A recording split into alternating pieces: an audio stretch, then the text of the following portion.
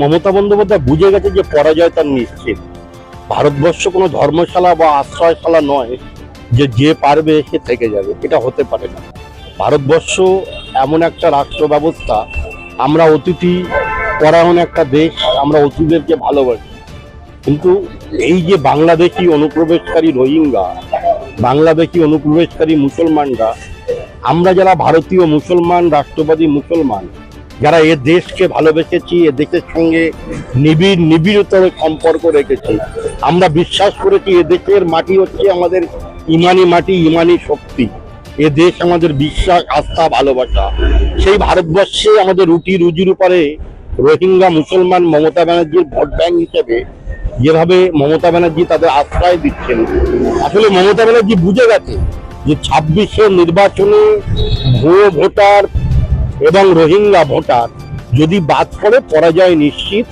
বাঙালি অস্মিতাকে সামনে রেখে মমতা ব্যানার্জির যে নোংরা রাজনীতি করছে, আমি মমতা ব্যানার্জির কাছে সাধারণ একজন পান্তা খাওয়া গ্রামের বাঙালি একজন ভাই হিসাবে বলতে চাই যে এই সকেট বোমায় 9 বছরের ছোট্ট শিশু তামান্না খাতুন লুটিয়ে পড়ল, তিনি কি বাঙালি ছিলেন না?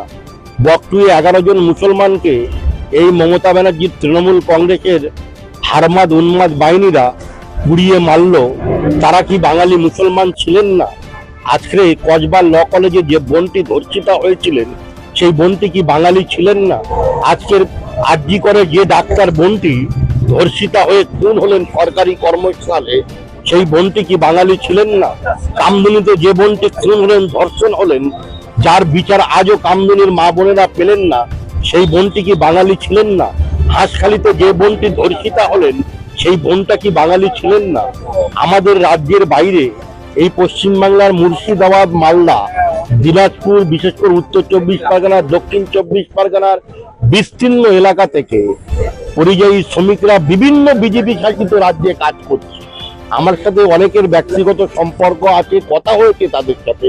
তারা কখনো বলেনি যে আমরা বাঙালি হিসাবে এখানে আমাদের প্রতি অত্যাচার হচ্ছে বা অবিচার হচ্ছে। আসলে মমতা ব্যানার্জি একটা গিমিক বা চমকের রাজনীতি করতে চাইছে। বাঙালি অস্মিতাকে সামনে রেখে মমতা ব্যানার্জি বুঝে গেছেন তাদের পরাজয় নিশ্চিত। এই এসআইআর প্রসঙ্গে সংখ্যালঘুদের যদি মূলত দেখে একটা ভয় দেখানো হচ্ছে যে আপনাদেরকে বার করে দেওয়া হবে, সেই বিষয়ে আপনি কি বলেন? না, আমাদের ভারতীয় মুসলমানদের তো কোনো সমস্যা হবার কথা নয়। আমাদের বাপ দাদা 14 পুরুষের বাপ দাদা 14 পুরুষের পাকিস্তান থেকে আসেনি বা আফগানিস্তান থেকে আসেনি। দেশ ভাগ হবার পরে আমরা এই দেশকে ভালোবেসে এই দেশের সঙ্গে থেকে গেছি। অতএব আমাদের চিন্তিত হবার কারণ নেই। যারা রোহিঙ্গা অনুপ্রবেশকারী মুসলমান তারা চিন্তা করুক, যারা মমতা ব্যানার্জির ভোট দেন, আমাদের কোনো চিন্তা নেই। এবং আমি আপনাদের সংবাদ মাধ্যমে এই বার্তা আমি দিতে চাই যে ভারতীয় রাষ্ট্রবাদী মুসলমানদের চিন্তিত হওয়ার কোনো কারণ নেই। তারা আছেন, থাকবেন, ভবিষ্যতে তোদের কোনো সমস্যা হবে না, এটা আমার দৃঢ় আত্মপ্রত্যয়, দৃঢ় বিশ্বাস। কিন্তু অন্যদিকে দেখা গেল হুমায়ুন কবির পরিষ্কার বলছেন যে কে হুমায়ুন কবির? এসআইআর করতে আসলে বেঁধে রেখে দেবে একটা বিজেপি। হুমায়ুন কবিরের ক্ষমতা আছে? এর আগেও তো বলেছিল ভাগীরথী নদীতে হিন্দুদের কেটে ভাসিয়ে দেব। আসলে এই সমস্ত আপনাদের মতো সংবাদ মাধ্যমের মিডিয়াতে বিপ্লবী কথাবার্তা বলেন, ওর ক্ষমতা আছে নাকি? হ্যাঁ, নির্বাচন কমিশন কি ভারতবর্ষের সংবিধানের বাইরে? তিনি ভারতবর্ষের সংবিধানকে চ্যালেঞ্জ করছে, ক্ষমতা আছে। অবিলম্বে হুমায়ুন কবিরকে গ্রেফতার করা উচিত। একজন দেশদ্রোহী, দেশ বিরোধী কথা বলেন, তাকে গ্রেফতার করা উচিত। রাষ্ট্রের স্বার্থে, দেশের স্বার্থে, সংবিধানের স্বার্থে এসআইআর হওয়া উচিত আমি মনে করি।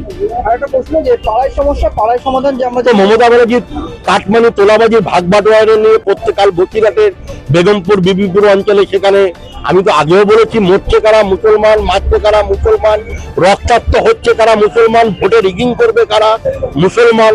কালকে দেখেননি শুভেন্দু অধিকারীর কনভয়েতে হামলা করলো কারা, সেখানেও মুসলমান। আসলে মমতা বন্দ্যোপাধ্যায়ের রাজনৈতিক প্ল্যাটফর্মে, মঞ্চে কোনো মুসলমান নেতা খুঁজে পাবেন না। ওই একজন বিহারি গুটকাখোর ফিরাদ হাকিম ববি ছাড়া আর কোনো রাষ্ট্রবাদী বাঙালি মুসলমানকে আপনি খুঁজে পাবেন না। মমতা ব্যানার্জি মুসলমানদের তেজপাতার মতো ব্যবহার করছে। তেজপাতার সুগন্ধি নেওয়া হওয়ার পরে তাদের ছুঁড়ে ফেলে দেবে। আপনার কথা অনুযায়ী দেখা যাচ্ছে মমতা বন্দ্যোপাধ্যায় শিখণ্ডী করে বৈতরণী পাঠ হতে চাইছেন, কিন্তু এবারে সেটা সম্ভব হবে না। মমতা ব্যানার্জি এবারে বুঝে গেছেন যে পরাজয় তার নিশ্চিত।